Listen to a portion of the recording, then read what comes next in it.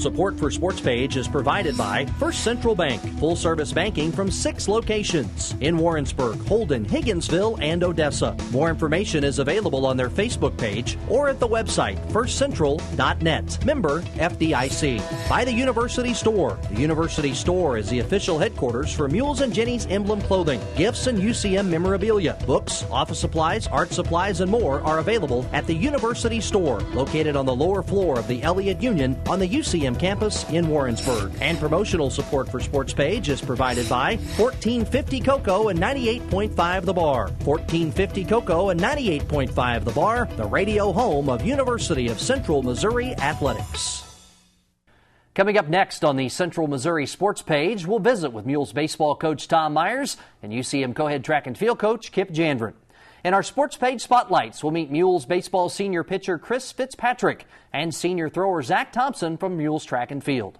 Of course, we'll also get you up to date on the results and upcoming schedules for the rest of the Mules and Jennies. It's all next right here on the Central Missouri Sports Page.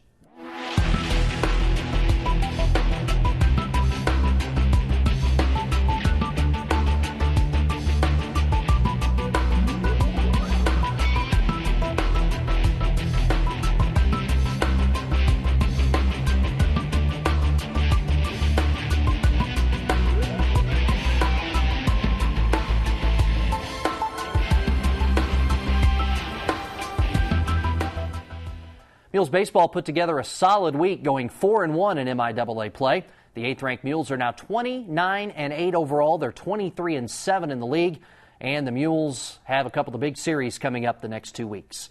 Joining us now to talk Mules baseball is head coach Tom Myers. Coach Myers, welcome back to the show. Thanks for having me. Hey, it was great to have you guys at home, and the guys played 2 really good games. One I know you'd love to have back, but overall, again, a solid week going 4-1. Yeah, it really was. Ultimately, to me, maybe 2 bad innings on the weekend, and unfortunately, those 2 innings cost us a game. And so part of it. But as we've talked with our team, the starting pitching has to be great every day, and that cost us 1 game this weekend. Yeah, as you sum up the week, you take a look at the hitting. It was really solid. The defense was really solid.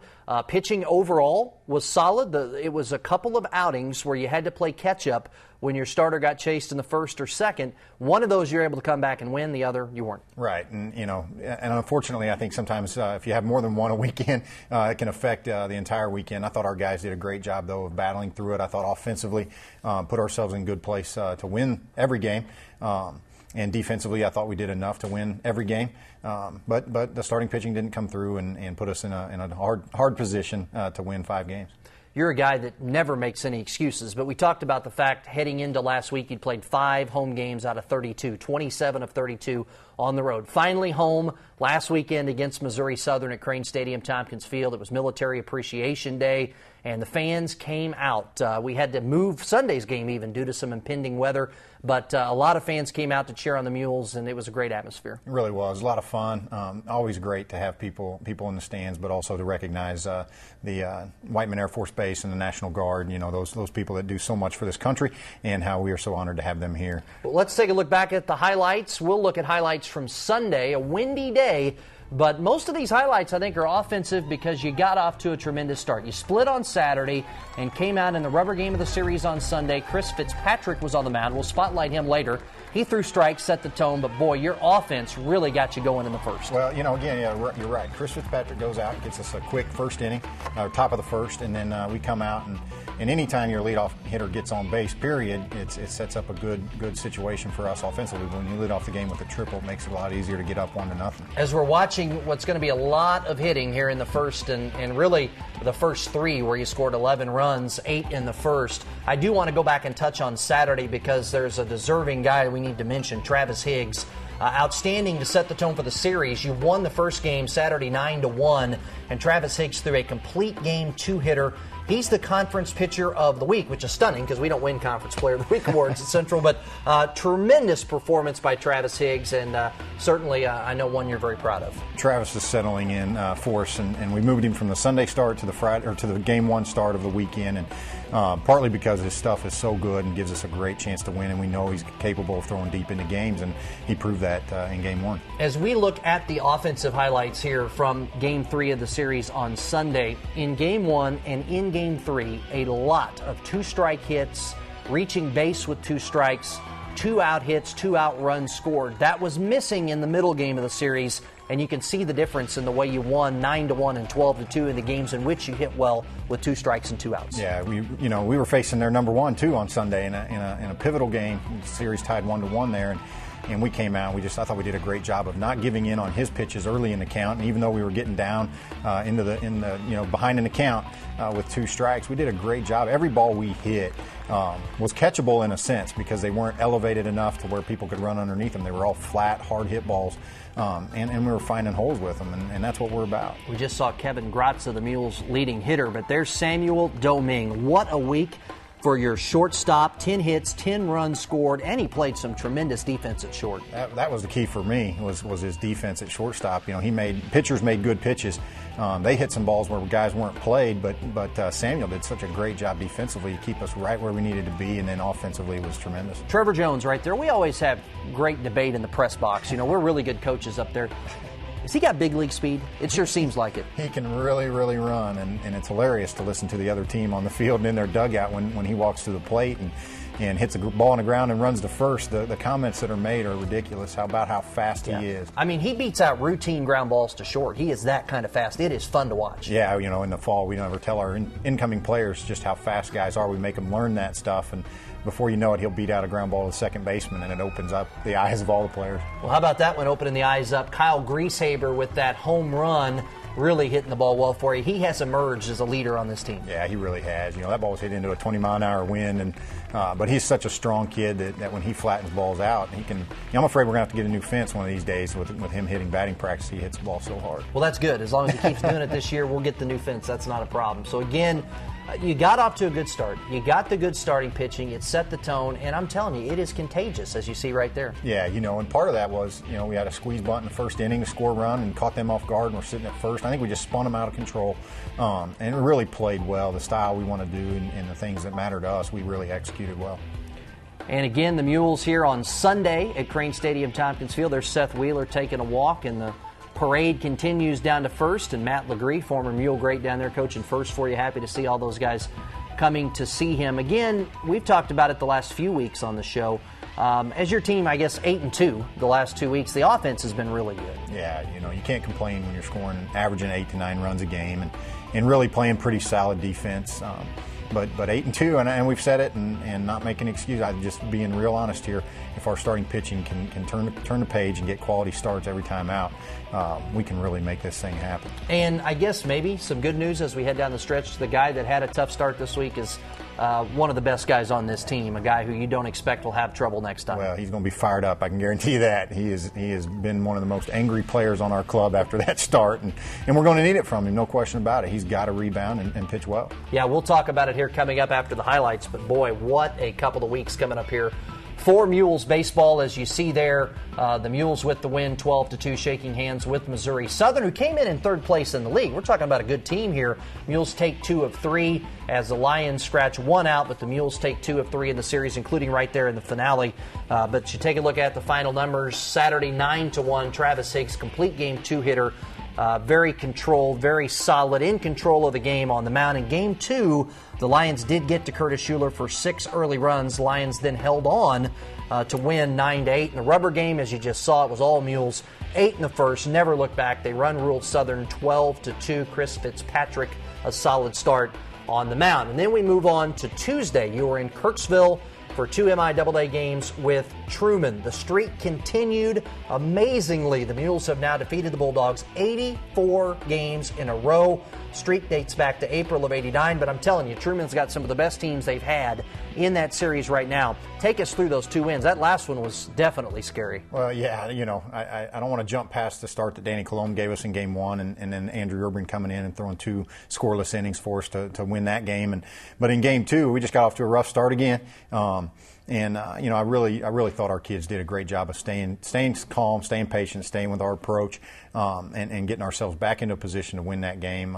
But 84 wins in a row is something that it's hard to believe in the game of baseball.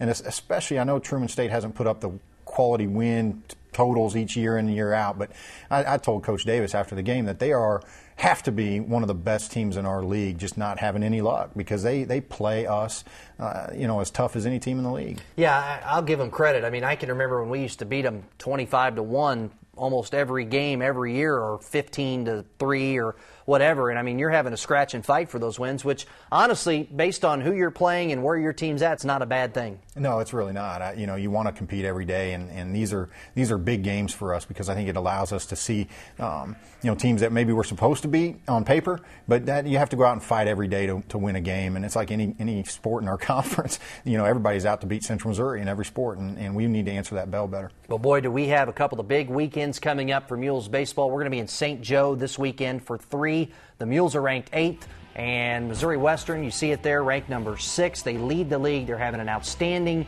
season. Veteran clubs, 7 seniors in the everyday lineup. Their weekend starters, pretty much seniors. Their ace, Brandon Simmons, outstanding. He's a senior. Their closer's a senior. So this is a group built for a big run, but it's going to be interesting to see how it plays out this weekend. They're having a tremendous year. Tip your cap to them. The Mules have the big game experience. Which wins out this weekend? Well, we're going to find out. I can't tell you anything other than they're going to come ready. They want to beat us more than anything in the world and set a tone for their opportunity to maybe go on and play in the postseason. And our job, it doesn't change. We've been through it. We've done it before. We're excited about the opportunity to play teams of this quality. No question about it. It's what we want to do. It's where we want to be at the end. And I think this series can tell us just maybe how good we are and what we're capable of doing. We're 29-8. We're ranked 8th in the nation. Not too often Mules baseball gets to wear the underdog mantra. And I guess in some ways we do this weekend, and maybe that's advantageous. Well, it is. And, honestly, that's the first I've even thought about being an underdog in my 5.5 years here. So in 13 for me, yeah. So, but again, we're just excited. And I say it every day to our club. What a great opportunity to go out and try to compete on a national level for a World Series. This weekend is that type of weekend. And what I tell people all the time, all we can control is us. We can't control the fact that Western's got an excellent team. And tip your cap. I mean, Buzz Verduzco's got a senior team that is really, really good. So what a fun opportunity for the fans. They've got a new ballpark up there. It's really nice. We're going to go up and try to broadcast this weekend, and should be a lot of fun up there in St. Joe. And I know the guys, as you said, that's why they come to Central Missouri, for these opportunities. No question about it. That's why they're here, and that's part of the fun. At practice when they're competing against each other, and they want to beat each other so bad, And now we've got an opportunity to play a team that's always been where Central Missouri has been, and in that position. And what a great time. It's interesting too, as we look at the league. You've played 30 conference games. Western has played 26. For example, Emporia has played 36 and Northeastern State has played 38. Weather has just simply been really bad in certain parts of the league for long periods of time. Based on that, let our fans watching know how the conference championship is going to be determined. Well, I think it's going to come down to this weekend, and then the top 8 teams will advance. The 1 through 4 will host 5 through 8 for a 3-game series, and then the 4 winners of those go on to play at Kansas City for the 4-team double elimination deal. And I'll tell you the thing, it's going to boil down to pitching and defense, and it always does in postseason.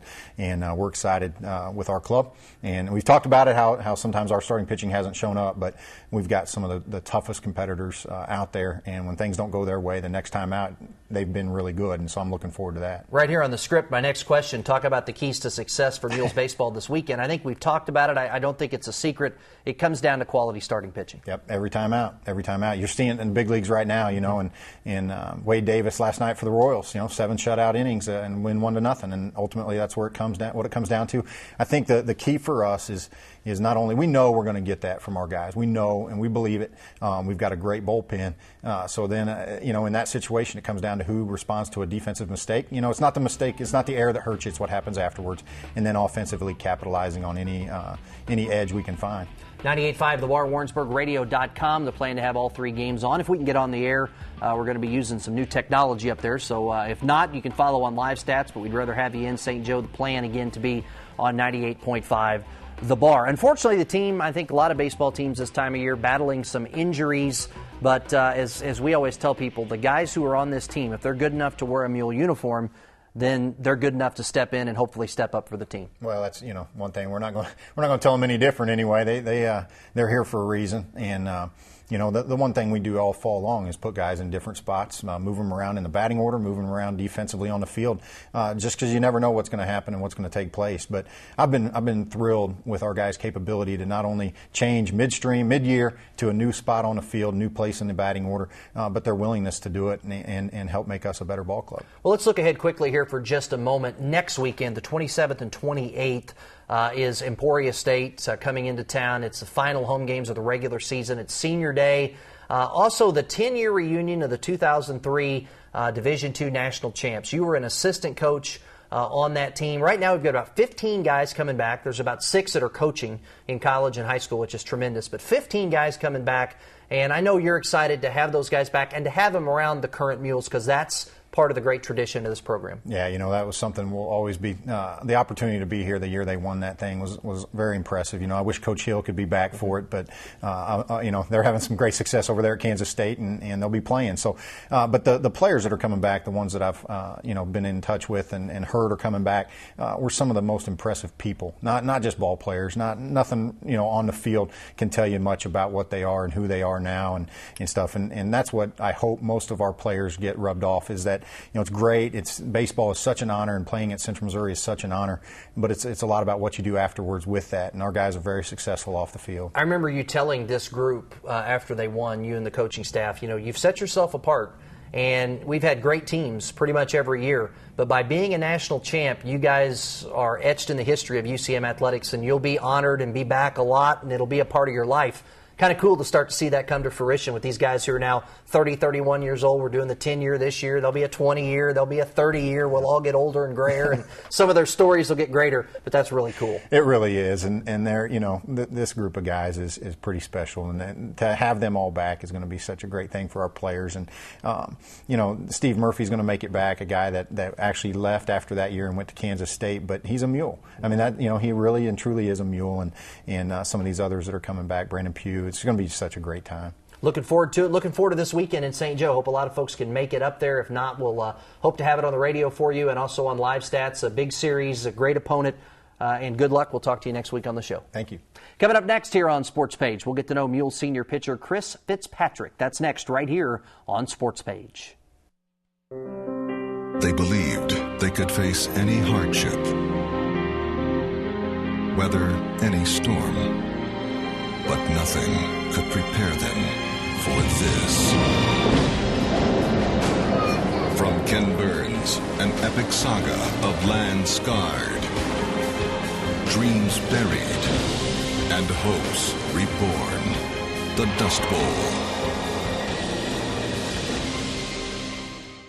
On Australia's first 4 billion years, dinosaur hunting down under. Big footprints. One there, another one there. Come face to face with bizarre creatures of a lost world. Monsters on Nova.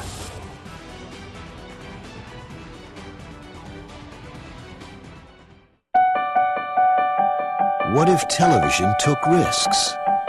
What if it gave pioneers the chance to create something completely new and helped everyone see the world in a whole new way? For over 40 years, PBS stations have pushed the boundaries of media by asking questions no one else asks. What if media could improve the way your children learn? What if great art flowed freely into every living room? It's the questions we ask that help open new worlds and new possibilities for every American.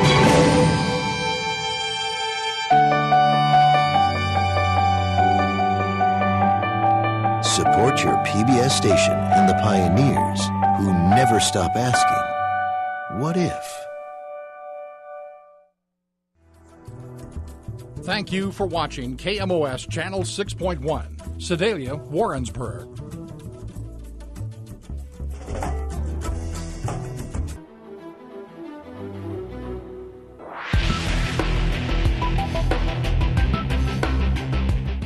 And welcome back to Sports Page here on KMOS-TV, Missouri PBS.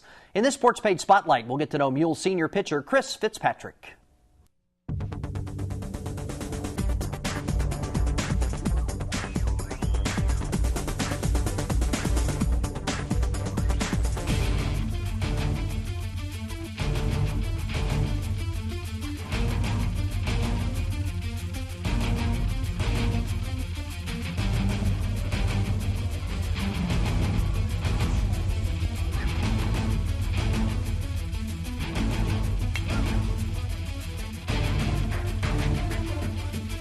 This year's team compared to last year's team, we've been striving more of a team unity thing. Like, we have a saying, one by one, and that's been one of our mottos that we've lived by this whole season. Last year, we were a great ball club, and this year I feel like we're just as good or a little better.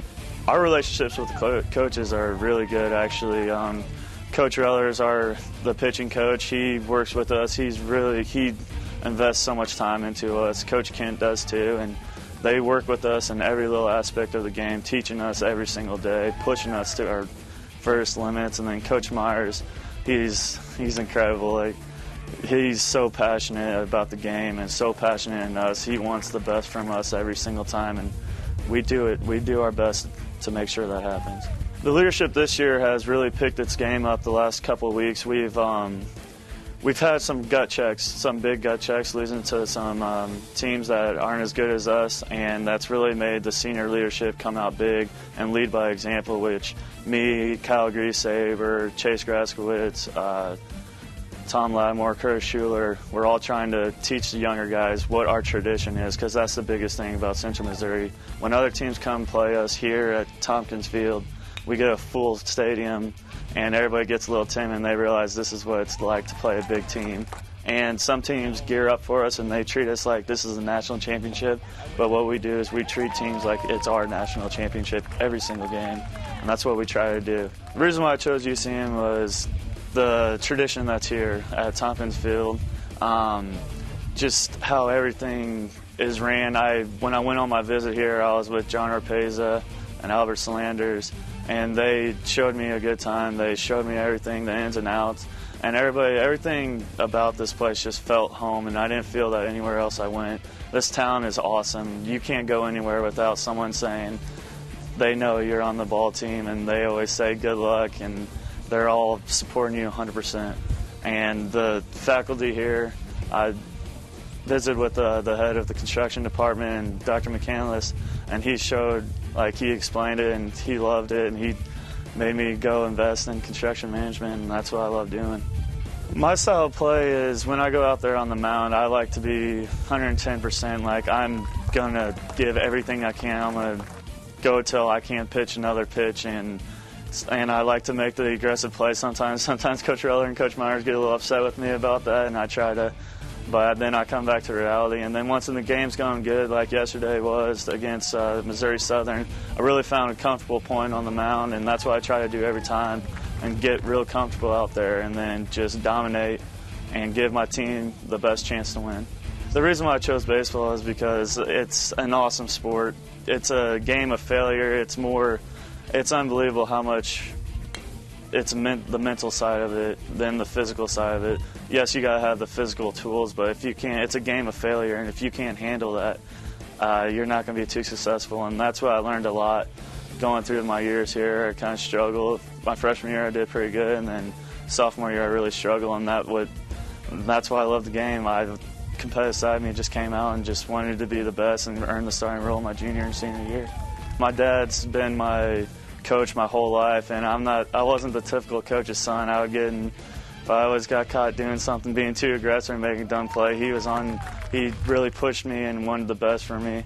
And even now when I'm at the game, he's the distinct voice I can hear every time out there.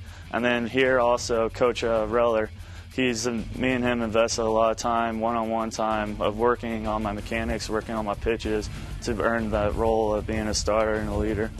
Our team goals are always to win a national championship. That's the main reason why I came here, is to win a national championship, and this gave me the best opportunity to be able to do that. And that's why these gut checks this year have been so hard, because we need to pull it together, and we're starting to do that. We're really turning it on the pitching mound and in the plate and at the plate, and we're starting to strive and get everybody together, and it's churning out, and it's going to be scary good once it all clicks and we go on a streak to win it.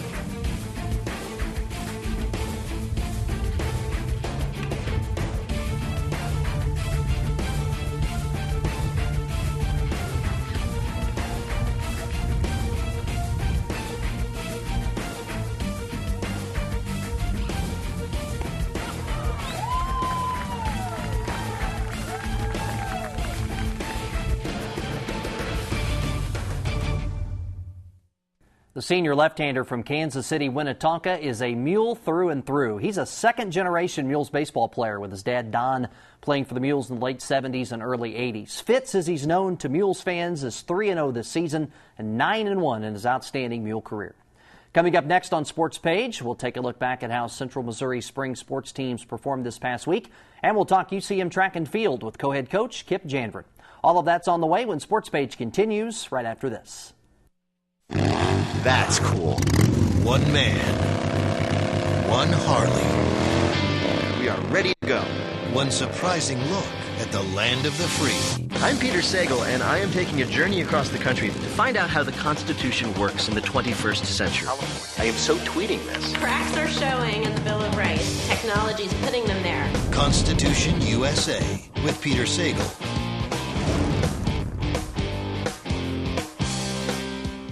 Officials say the kangaroo population has grown rapidly. Forcing record numbers of kangaroos into the sprawling suburbs. When Australia's national symbol becomes a nuisance, controversy erupts. And the only answer to an explosion in their numbers is the bullet. Two scientists take to the streets. He was going down into these narrow corridors to understand and protect a new breed of kangaroo. She's a true urban kangaroo.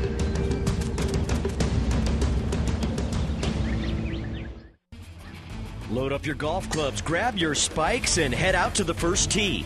As our way of saying thank you for your financial contribution at the $50 level or higher, KMOS will send you a member card. In addition to great discounts at restaurants, attractions, and bed and breakfast all across Missouri, the member card also offers 2-for-1 greens fees at several Missouri golf courses. Improve your swing while taking in beautiful lake vistas. Or experience the Rumble at America's only golf course above an active mine. Take your game to the next level by playing around on us. Call 1-800-753-3436 and support KMOS-TV, Missouri PBS. Thank you.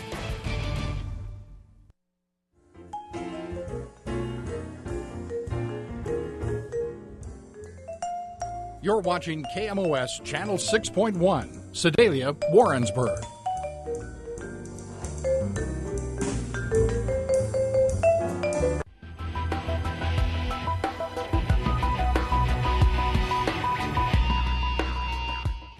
And once again, thanks for watching Sportspage here on KMOS-TV. Coming up next, we'll chat with UCM co-head track and field coach Kip Janvrin. But before we get to that, let's check out how the Mules and Jennies performed this past week. And we'll start with Jennies softball. They went 3-1 on the road in conference play this past week. On Sunday, they split a doubleheader with Lincoln, winning game 1 by a score of 8-5. The Gens fell in the nightcap 2-1. On Monday, the Gens moved on to Bolivar and run-ruled SBU in game 1 by a final count of 14-2. The Gens finished off the sweep with a 5-4 win in game 2. The Jennies are now 20-18, 10-10 in the MIAA. Jennies bowling had a tough Thursday in the qualifying round of the NCAA championships outside of Detroit. The Gens entered the tournament as the number 1 seed, but fell to the 8th seed entering Friday's bracket play, where they lost to eventual national champ Nebraska, beat Wisconsin Whitewater, and then lost to Arkansas State to see their season come to a close after a record 10th straight NCAA championship appearance. The Gens picked up some individual honors at the national championship banquet Wednesday night. Natalie Jimenez earned Division II and III Player of the Year honors and First Team All-American. Mary Wells earned D2 and D3 Rookie of the Year honors and First Team All-American. Kara Richard was named Honorable Mention All-American. The Mules golf team finished in second place at the Missouri Southern Invitational Monday and Tuesday in Joplin. Sam Migdal led the way for the Mules. The Mules in Central Oklahoma enter next week's MIAA tournament tied atop the league standings. The Mules will be gunning for their 5th straight MIAA regular season title and 4th straight MIAA tournament crown. The Jennies golf team finished in 6th place in the Green and Gold Invite held in St. Joseph and Maryville Sunday and Monday. Katie Throkild finished in a tie for 14th to lead the Jennies, who will compete in their first ever MIAA championship tournament next week in Smithville. UCM Track and Field is getting set to host the Mule Relays this Sunday at Walton Stadium Kennedy Field. Now take note, they were originally scheduled for Friday, but because of the weather, a move to Sunday, 12 o'clock for the field events, 2 o'clock for the running events. Joining us now to talk Mules and Jennies Track and Field is co-head coach Kip Janvrin. Kip, welcome back. Good to see you, Sean. Well, let's go back and talk about a great indoor season for your team. And while a lot of highlights, a 6th straight MIAA indoor crown for Mules Track and Field, a pair of national championships from out of Jefferson City, and several All-American performances. Well, to be honest with you, I felt fortunate that we won the indoor conference meet. I don't feel like we were the best team, but our kids really stepped up and performed well during those couple days, and I was very proud of them. And we placed much higher than we were expected to in each event, and that leads to conference titles. We have great senior leadership on that crew, so I was very pleased with that. And then the way those kids went to the national meet and competed, and the two national titleists, Brent Vogel and Aaron Aileline, who've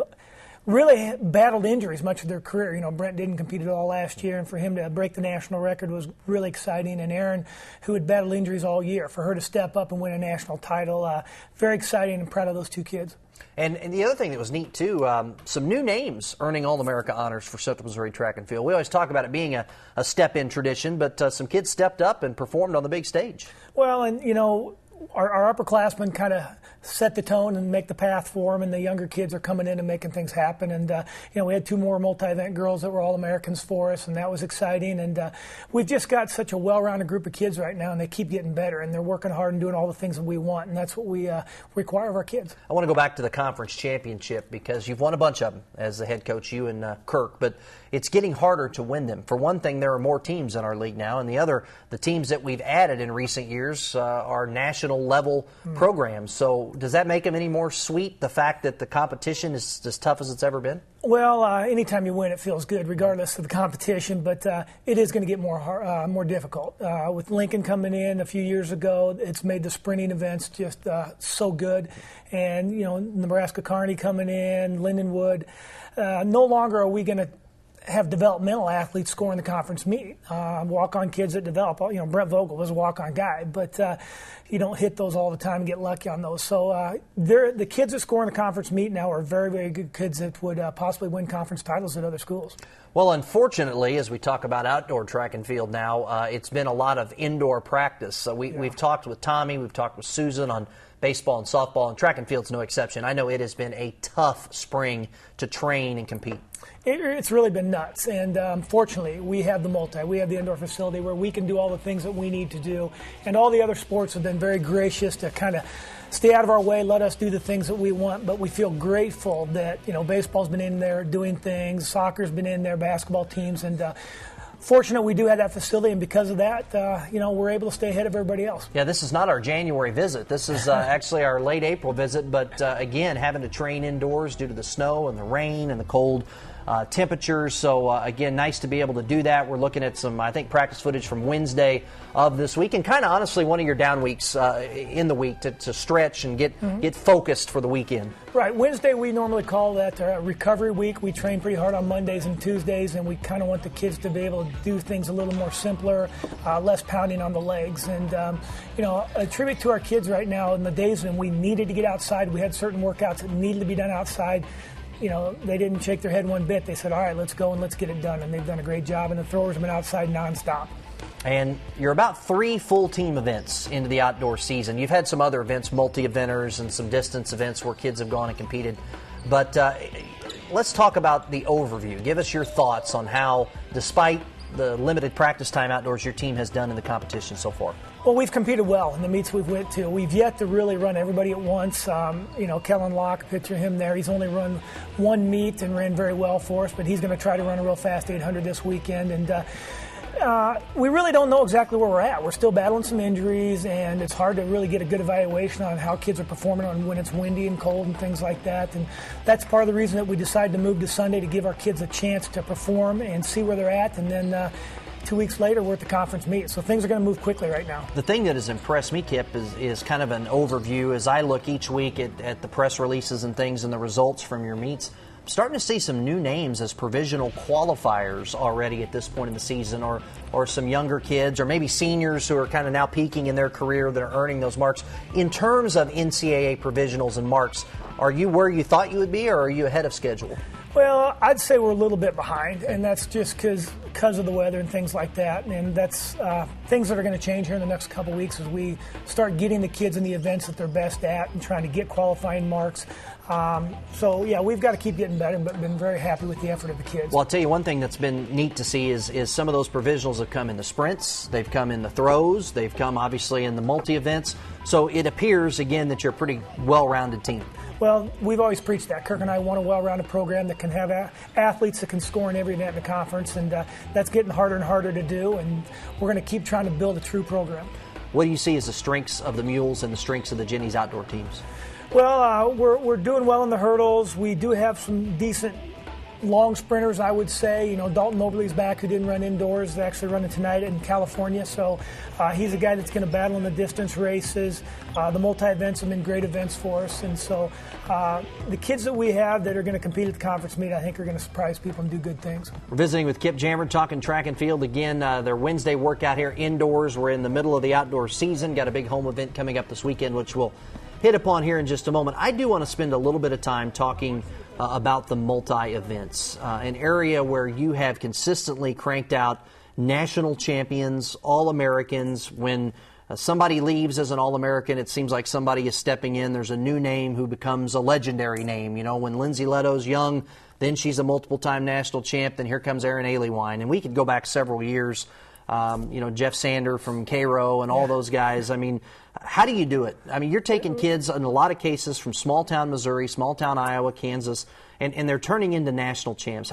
What do you do? What do you do that makes them elite athletes after 3 or 4 years in your program? Well, in a lot of the cases, I'm taking kids that are phenomenal athletes in certain events, where a lot of schools would keep them in their 1 or 2 good events and develop them there. But I see that if you put it all together, they can really be national champions and be very good if you put the whole package together, because we know they're good athletes. And so I'm taking some of our best athletes and making them multi-eventers, and I enjoy working with those kids so much, and it's a great time, and they become leaders of our team and foster our next generation of kids. And so success breeds success, but we kind of do have that niche of athletes that are out there working hard every day together. Yeah, you hit on it. The neat thing now is the fact that you're nationally recognized for that. So, you know, you're still going and getting those diamonds in the rough, those kids who maybe are not as recruited as heavily as they should be, candidly. But now you're getting some kids who just want to come train with you and your assistants. No doubt. I mean, we brought in a kid out of western Kansas, a kid out of Florida, and a kid out of Texas this last year that came here just because of the multi-event culture that we have.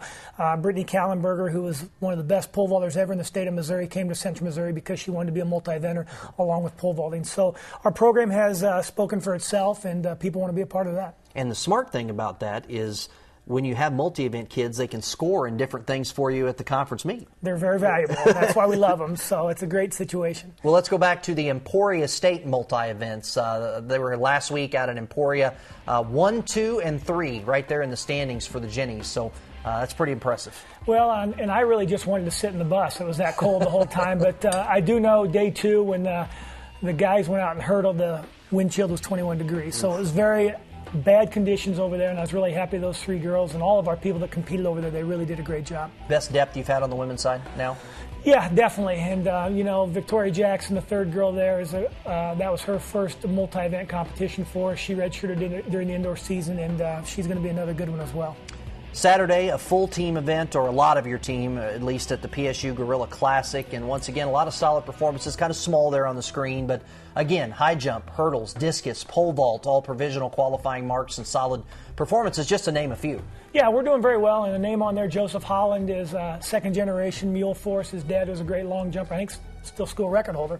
Cool. But he is finally running the way we think he can, and we're very excited about him, as we are all those people. And we really competed well down at Pitt State, and just kind of really excited to keep getting at it here. We've got the Mule Relays coming up this weekend, originally scheduled for tomorrow, Friday, but they've been moved to Sunday because it's just going to be miserable weather again on Friday. It's supposed to get better Saturday and Sunday. So field events now at noon, running events at 2, Mule Relays at Walton Stadium, Kennedy Field. For a list of events, go to ucmathletics.com, and you can print off when and where everything's going to be taking place. But will this be the first full team event of the year? Yeah, I mean, we're competing basically all our people there. What I think is going to be neat about this competition is a lot of people that are currently going to the Kansas Relays and get over there, and the conditions are really bad and they're not going to perform well. We think at the last minute we're going to get a big influx of entries, and it should be a really good competition. Well, that's really cool. And you know, you guys do a great job of hosting a lot of indoor events. you've got a lot of places you go, special events, and we'll talk about one in a moment in the outdoors. So for the outdoor season, this is people's one chance to come out and watch your team at home. No doubt about it, and it looks like the weather's going to be really nice on Sunday, and so, they can go over and sit at the old Jenny softball complex and watch the throwing events for a while, and then they can go up on the hill there and watch some jumps, and then come over to the track and watch some really good races. Right around the corner, an event that's really special to you, too, the Drake Relays in Des Moines, Iowa. You're in the Hall of Fame, one of the legends of the Drake Relays. Who are you taking up there, and what are you hoping for from your group? Well, I'm going to go back and watch the multi this year for the first time in a while. Lindsay Leto is going to go compete there, as is my grad assistant, Curtis Brondike. And so I'm going to go up there and work with them. And then we're going to run a 4x4 and 4x8 on the guys' side that we think can run very well up there. Mary Riley, our All-American javelin thrower, is going to throw up there. Devin Claypool is going to high jump. And then Mayla Simpson is going to going to long jump up there, which he's kind of been dinged up. But unfortunately, we're not taking many women up there this year. Our good girls are kind of beat up a little bit and not very durable, and I need them to perform well at the conference meet. So I'm unhappily for them, I'm going to be smart and hopefully keep them ready for the conference meet. One of the iconic events in track and field, isn't it? Oh, I love it. You're going to have 14,000 people there. They're knowledgeable. You're going to see all the big-name universities run. And there's a big group of people that compete in the London Olympic Games that will be there as well. I know it reminds you of, there's about, a handful of events probably in the United States, Penn Relays being another one that comes to mind, the Drake Relays, and couple of events out at Oregon, but you get that almost European-like crowd where you'll get the huge crowd cheering on all the events, which I know is really unique for a lot of college athletes to get a chance to compete on that really grand stage. No doubt about it. And the fans are very knowledgeable. They know when a jump's a good jump or a throw's a good throw. And when the Olympians get in there and compete, the people get really excited. So it is a splendid atmosphere, and our kids should be happy to be there. The MIAA Outdoor Championships coming up first weekend in May in Hayes, so wind could be a factor for that. And then we go out to the outdoor meet later in Pueblo, Colorado. Altitude, a factor there. So what are you hoping for in those two events? Well, a conference meet, we got beat by Pittsburgh State Outdoors last year, and they are the best team. It's going to be very difficult for us to beat them. And, I'm trying to figure out right now what I want to do with my kids as we approach that part of the season, and whether I want to throw kids in a whole bunch of different events with the aspirations of trying to win, or whether I need to be smart with them and let them do what they're capable of doing. So I know those kids will compete very hard there, and then we're hoping to get about a half a dozen men and half a dozen women to the national meet out in Pueblo, and we performed very well out there last year, so we're hoping to go out there and make a splash again. You did. You mentioned they were there last year. Is that a cool place for the national championships outdoors? What are your thoughts on it? Well, it's a neat atmosphere because you can basically stand at the track and see for miles and miles. Right. And unfortunately, it's a venue where your throwing events are not in the stadium, which is not ideal, and you got to kind of run back and forth. But they've worked very hard to get that facility ready and make it a neat atmosphere, although their head coach resigned recently, so their assistant is kind of running the show. But the altitude didn't necessarily affect us as much as the wind did out there last year. Interesting. In a moment, we're going to spotlight Zach Thompson. Kind of epitomizes your program, doesn't he? Came in and he's become a guy that scores a lot of points in different throws, All-American, All-Conference, and different throwing events, and a guy I know you're real proud of. Yeah, hard worker, and that's the thing I noticed first. Just point me in the right direction, tell me what to do, and I'll do it. And he's a great leader of the freshman kids. We got a couple good freshman throwers, a red shirt, and that he is kind of spoon-feeding those kids along. And great kid. I wish, to be honest, I wish he came here as a freshman so we'd had 2 more years of work with him. Thanks for the visit. Good luck down the stretch. Appreciate it, Phil. In just a moment here on Sportspage, we're going to introduce you to senior thrower Zach Thompson. That's next right here on Sportspage. I grew up in Harlem during the Depression, but I was extremely fortunate to have an opportunity to go to college, tuition free. When I retired, I thought if I can even help one person go to college, I'll have done something really great. So I support one student with a scholarship. I see the values of PBS in sync with my values. And just the way I want to pass on a legacy of education, I would like to pass PBS on to the next generation. That's why I've included my PBS station in my estate planning.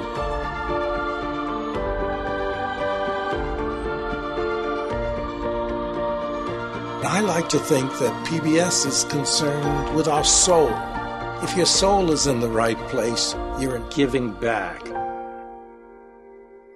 Next time on Frontline, if you have a 401k, don't miss this report. A lot of 401k programs stink. You put up 100% of the capital, you take 100% of the risk, and you get 30% of the return. This whole thing's a scam, and people are really getting hurt. The retirement gamble.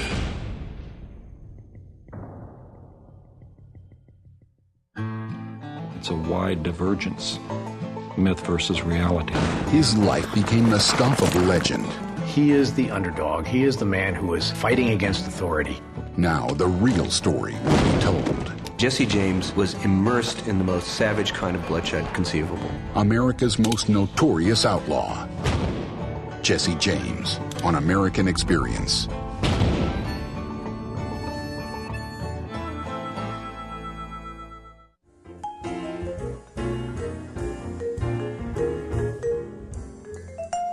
You're watching KMOS Channel 6.1, Sedalia, Warrensburg.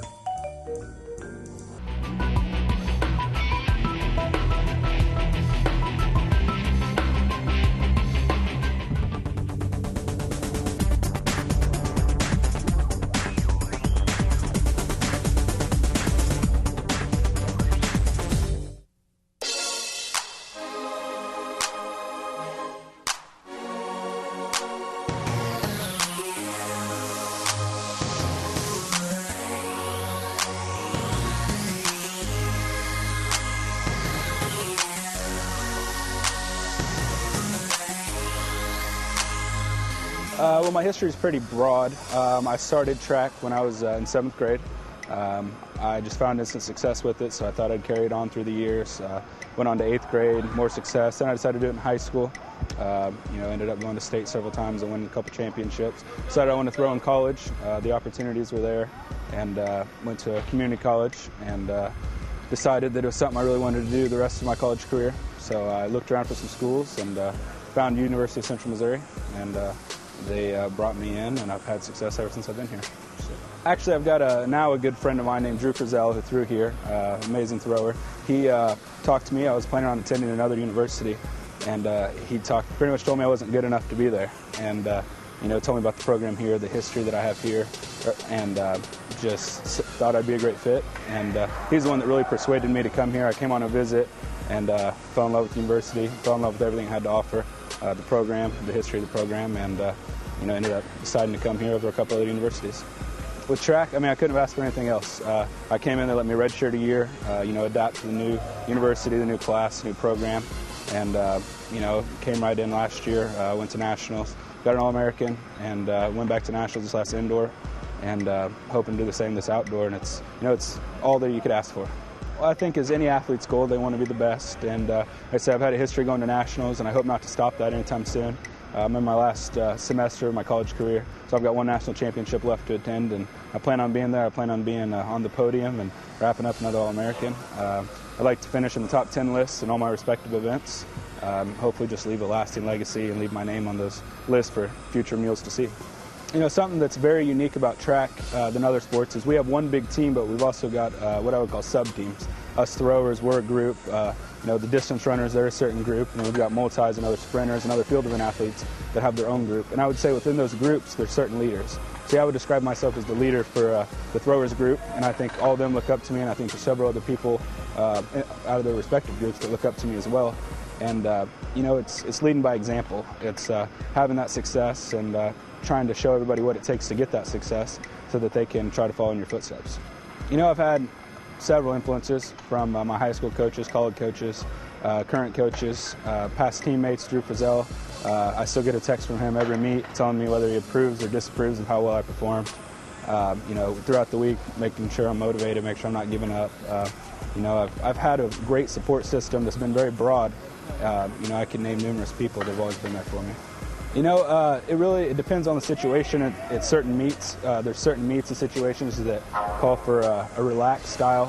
You put on some softer music. I like to listen to jazz music when it comes to that. And then there's times when it just comes to pure adrenaline. Large meets, you just put on some heavy music and you try to get that adrenaline pumping. So there's a mix of both, and it kind of depends on the size of the meet, the style of the meet. But typically I like to be aggressive when I'm preparing to throw. Well, the rest of the season, hopefully, it's going to end something like indoor. We're not expected to succeed like we have in most of the years before, but, we're going to pull it out at conference. And that's the hopes that I have for this whole team, for the young guys to experience another conference championship, to take that victory lap like, I've done since I've been here. And, I'm hoping and I've got confidence that the team will pull together when it matters. And then from there, I'm hoping we take a great group of people to Pueblo, Colorado to represent our school for national championship. Outdoor differs from indoor for us because there's a change of events. The shot put you throw indoors and outdoors, but you don't throw the hammer or disc indoors, you throw the weight, which weighs 35 pounds versus the outdoor 16 pounds, and it's a lot shorter in length. And also it's you don't have to worry about the elements when you're indoors. You've got the same consistency every week. You don't have rain or cold weather or wind. It's the same thing every week, so you can kind of prepare for that. Outdoor, you got other variables that sometimes affect with how you throw. So, I like to think that I'm better at shot put, but the fact of the matter is my All-Americans are in discus. I've qualified in shot put. Discus has always seemed to be my better event, even though I refuse to admit it. I like to be a shot putter. Discus has just always found a way to be the dominant event. Well, I'm getting my degree in finance. I really want to get something in the financial sector, preferably banking or underwriting, insurance contracts, something you don't hear very often. I want to, handle money, investments, that kind of service to other people. The Walnut Grove, Missouri native has earned multiple All-MIAA honors in the discus and weight throw in his career. He's also the reigning MIAA champion in the outdoor shot put, and he earned All-America honors in the discus last season as well. In just a moment, we'll tell you where all the Mules and Jennies are competing this weekend as Sportspage rolls on after this brief timeout. Hope and heartbreak, risk and redemption. Join us for the New York Philharmonic's shimmering new production of Rodgers and Hammerstein's Carousel, starring Kelly O'Hara, Nathan Gunn, John Cullum, and Stephanie Blythe. Next time on Live from Lincoln Center.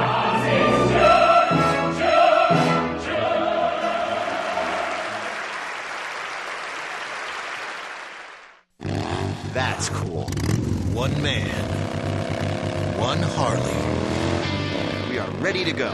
One surprising look at the land of the free. I'm Peter Sagal, and I am taking a journey across the country to find out how the Constitution works in the 21st century. I am so tweeting this. Cracks are showing in the Bill of Rights. Technology's putting them there. Constitution USA with Peter Sagal.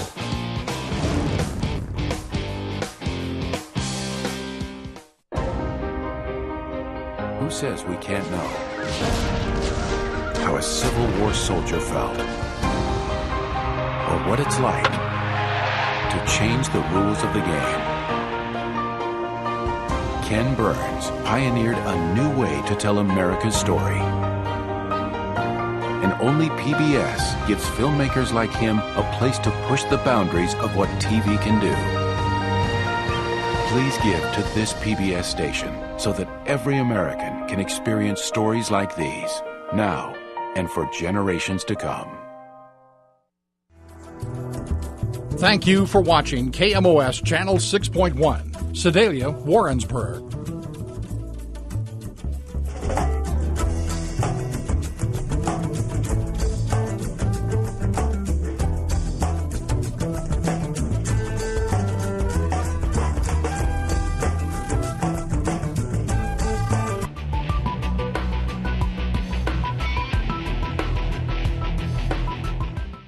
And for one final time this week, welcome back to Sportspage. Before we wrap up this week's show, let's check out what's happening in UCM sports this coming week.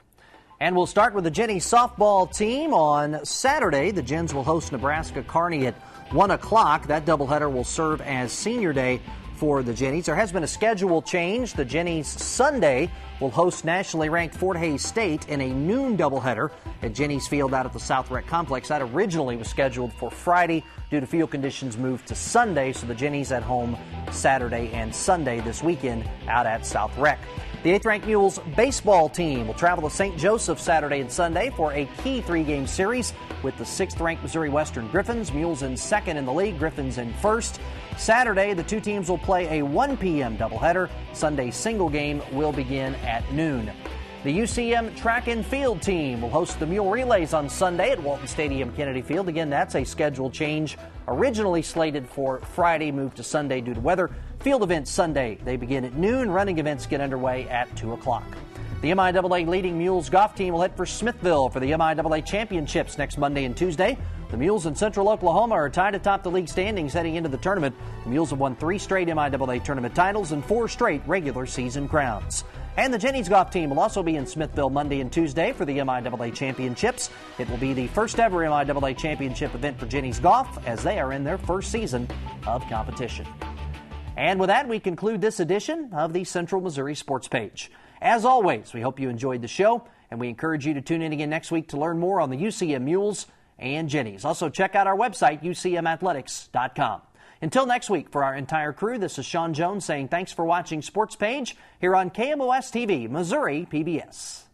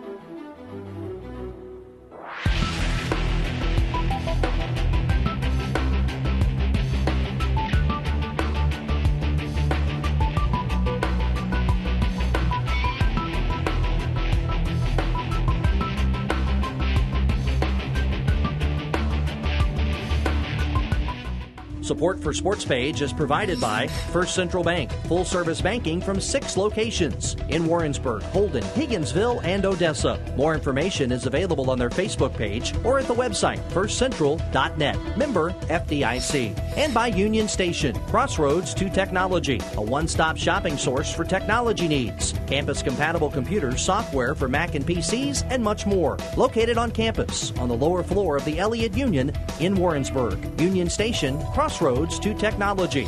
And promotional support for Sports Page is provided by 1450 Cocoa and 98.5 The Bar. 1450 Cocoa and 98.5 The Bar, the radio home of University of Central Missouri Athletics.